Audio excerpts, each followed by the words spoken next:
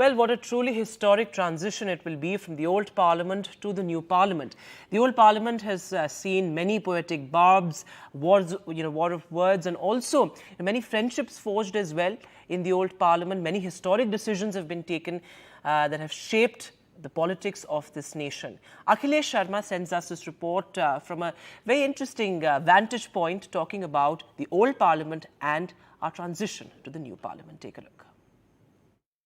A nation with many thousand years of history, for that nation, 100 years is nothing. But for this parliament building, which has updated almost 100 years, as you can see in the background, that in 1921 the foundation stone was laid for this magnificent building. It has completed 100 years. Now there's a need to have a new parliament building, and here we are.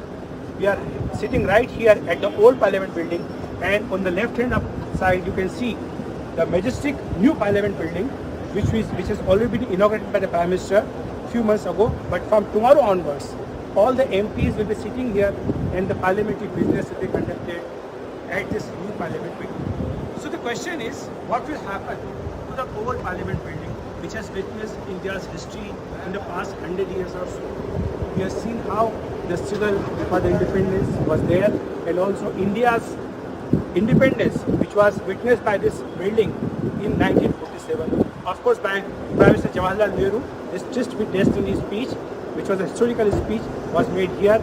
And in the last 75 years, this parliament building has witnessed many ups and downs in the parliamentary democracy. But as far as this old building is concerned, we have been told by the sources that this will not be demolished. In fact, it will be restored, renovated, and probably used as a museum, so that the coming generations can witness India's parliamentary democracy and tradition from old building to the new building. And now coming to the new building, as you can see, it is called the Makar Dwar or the Makar Gate. There are 6 gates in this building, and each gate has its own significance. These are named after different various animals. For example, Makar, then Gaj, then Hans, Garuda, and Shardul. All these dwars are there. In the new parliamentary building, which will start functioning from tomorrow, there's a biometric security system for all the member of parliaments. And apart from that, the new building will be completely paperless.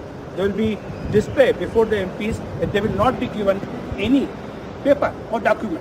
All will be electronically arranged. And apart from that, there are various gates which have been arranged for various dignitaries. These are dedicated gates. And of course, in the new building, you can witness India's cultural history and heritage. There are exhibitions showcasing all those things. And apart from that, the chambers of the Lok Sabha and Rajya Sabha are quite big in the size, because this was the primary reason why a new parliament building was constructed, because in the old parliamentary building, there was not enough space. In 2026, there will be delimitation and the number of MPs will increase significantly. But of course, there is no space for them to sit here.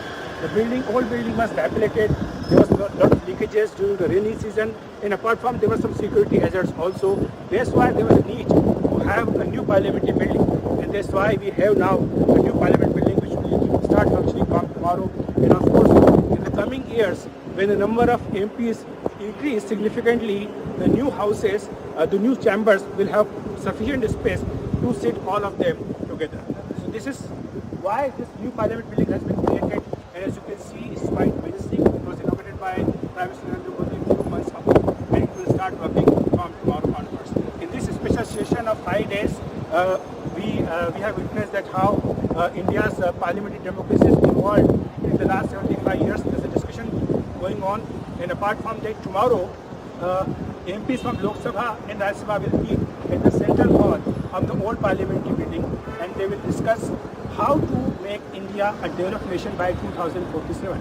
After that, tomorrow being Ganesh Chaturthi, there will be small puja conducted here at the new parliament, and then the official business will be shifted from old building to the new building. The government has listed so far 8 bills in the special session, but of course, a person believes that there will be some surprise, because Prime Minister Modi today made it very clear that some historical decisions will be made in this 5 days special session. So we have to see what the government comes out with the special business or say special legislation for the special session.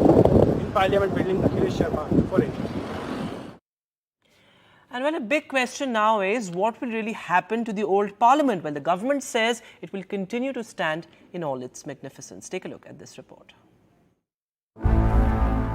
The iconic Parliament building, designed by British architects Sir Edwin Lutyens and Herbert Baker, at the heart of the central vista, witnessed not just the struggle for independence, but also the rise of an independent India. The old gives way to the new. As the Sansad shifts to its new house, what will happen to the imposing old Parliament building? According to the government, the old Parliament building will not be demolished. The historic structure will be conserved as it is an archaeological asset of the country. It will be suitably retrofitted to provide more functional spaces for parliamentary events to ensure that it is used along with the new building.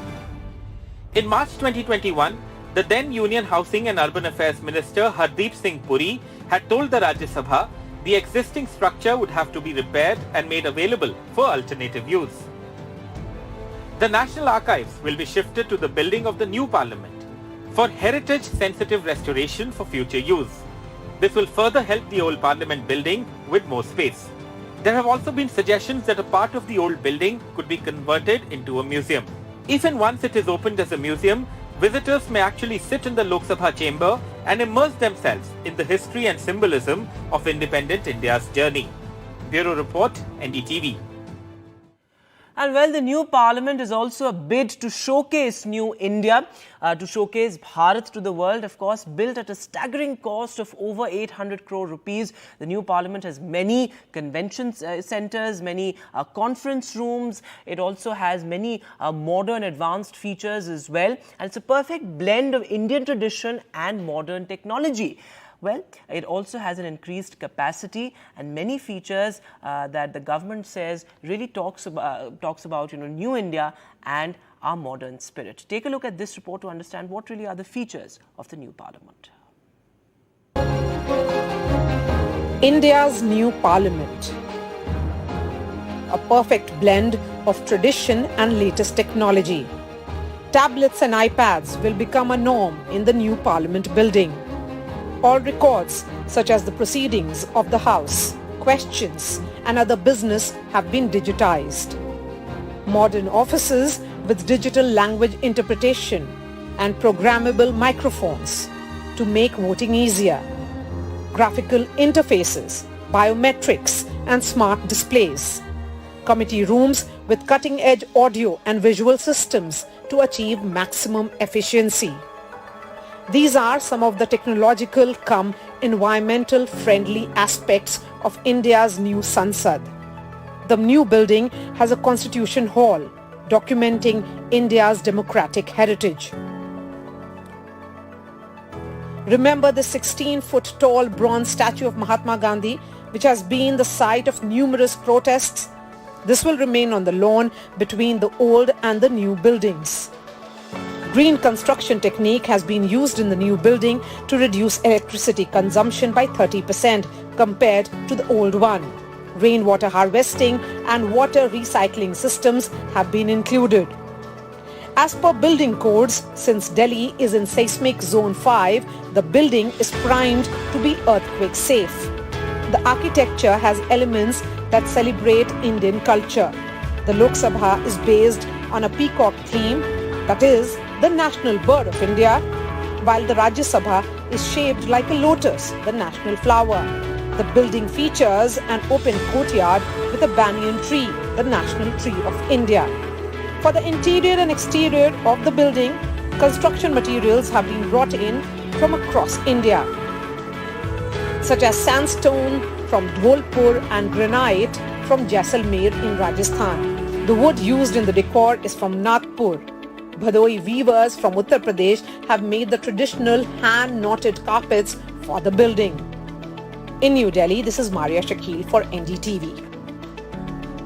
Yes, well, what a unique spectacle of our heritage and tradition. And as you saw in that report as well, you have artisans from Rajasthan, Uttar Pradesh, Madhya Pradesh, Jharkhand, all coming together, and there's art and crafts on display. In fact, my colleague Vasudha caught up with Sachidanand Joshi, Member Secretary of the IGNCA, on what really are the unique features and traditional features and art that is on display in the new parliament. Take a look. One of the top highlights of the special session that commenced on Monday is the shifting from the old parliament to the new parliament. And the new parliament has an enthralling aspect to it. It represents and showcases the best of India's crafts and arts in the best possible way. A lot of effort has gone into showcasing the best of mandaps and galleries and museums, and also the dwars of the new parliament. And somebody who has relentlessly worked on this is Dr. Sachidanand Joshi, who is the Member Secretary of IGNCA. Dr. Joshi is there with us today. Thank you, Mr. Joshi. Thank you, Dr. Joshi, for speaking to us. Sir, I'm just coming back from the parliament, the new parliament, and the dwars are very striking. You know, there is a Makar Dwar, there is a Gaj Dwar.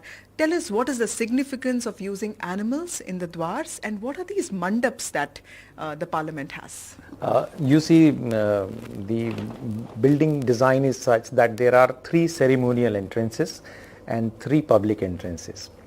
And if you put a triangle, so it becomes a Shri Chakra sort of thing, because these three dwars, which are the ceremonial entrances and 3 public entrances, if you join all of them, it becomes a star-like thing. That is Shri Chakra in our philosophy. And then Shri Chakra is for the betterment of everyone. It's for the Shri of everyone. That is the philosophy. And the basic thought which came to us was that what is parliament? It is a combination of people's endeavor and the divine will. So that is, if both these 2 things combine, then only anything auspicious happens. Dr. Joshi, when it comes to diversity of the country, it is huge, and I heard that you got carpets from Bhadohi and sandstone from Rajasthan, sculptures from Swami Malay. So how did you incorporate the diversity of the country in different ways? You see, diversity is one very good thing, and we know that India has the diverse traditions throughout the length and breadth of the country. So much of art is spread throughout the country. But I will give you one very beautiful example. When we were doing the central foyer, again Honorable Prime Minister told us that why can't we find a place where the grassroots level artist of India finds their representation and their artwork. So then the idea of putting a wall known as Jan Janani Janmabhoomi came, and on one side we have a huge brass plate. It is a 75 feet long and 9 feet high, solid brass plate, where we are depicting manthan. Manthan means churning. So ultimately parliament is the churning of idea, and churning by everyone. So it also represents sabka prayas. Let us come together and do something good for the country. That is the idea of the parliament. But on the opposite side of that manthan, we have created this huge wall, Jan Janani Janmabhoomi, which is made of biodegradable material. We have used banana fiber pulp and the organic colors to create that wall. But who are the artists? They are 75 grassroots level women who naturally create these artworks in their routine households. They are not big artists, they are not awardees, this academy award, that academy award. They are all grassroots level artists. They came together and created this whole wall. It is a 75 feet long and 9 feet wide wall. It's a beautiful piece of artwork. That is what I'm saying. That is the representation. So the grassroots level artists, and that too our women artists who naturally do these things without any fuss or without any expectations. So that natural representation has come. So you can imagine the joy when they see their artwork being placed right at the center of the new parliament building. That's the beauty.